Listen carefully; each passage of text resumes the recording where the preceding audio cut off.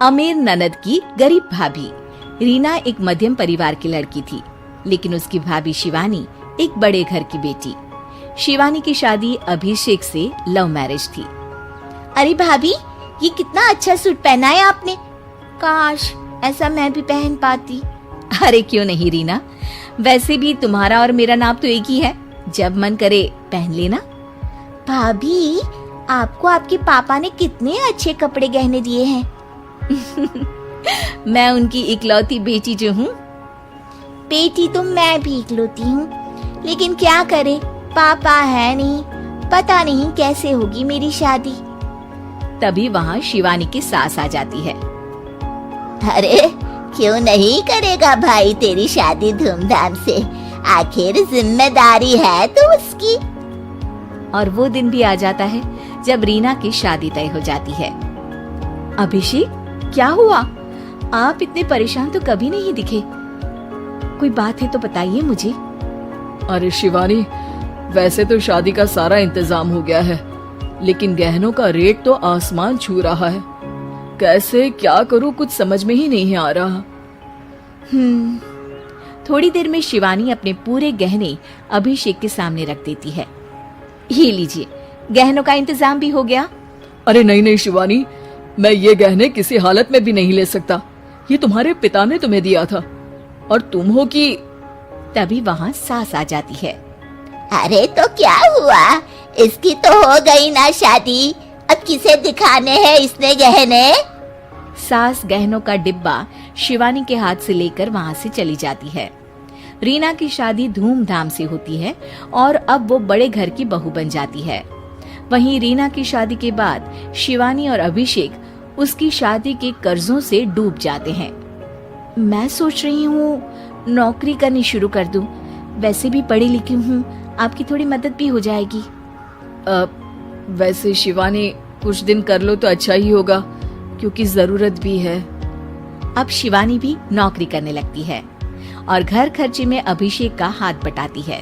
एक दिन शिवानी, रीना का फोन आया था, कह रही थी कि आने वाले त्योहार में उसके ससुराल जाना है। ठीक है माँ।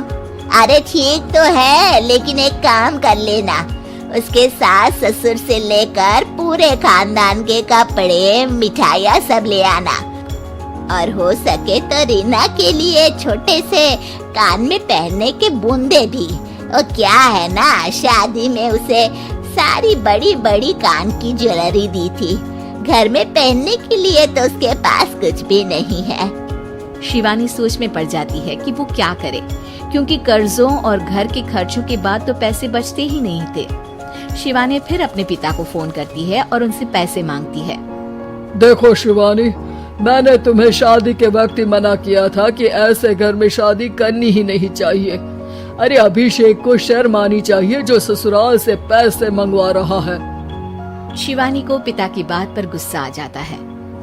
आप मेरे पिताजी हैं और मैं परेशान थी, इसलिए आपसे मदद की उम्मीद की पापा। अभिषेक को तो पता भी नहीं है कि मैंने आपसे पैसे मांगे हैं। शिवानी सोचती है कि वो अभिषेक से बात करे, लेकिन फिर उसे लगता है कि वो टेंशन ले लेगा।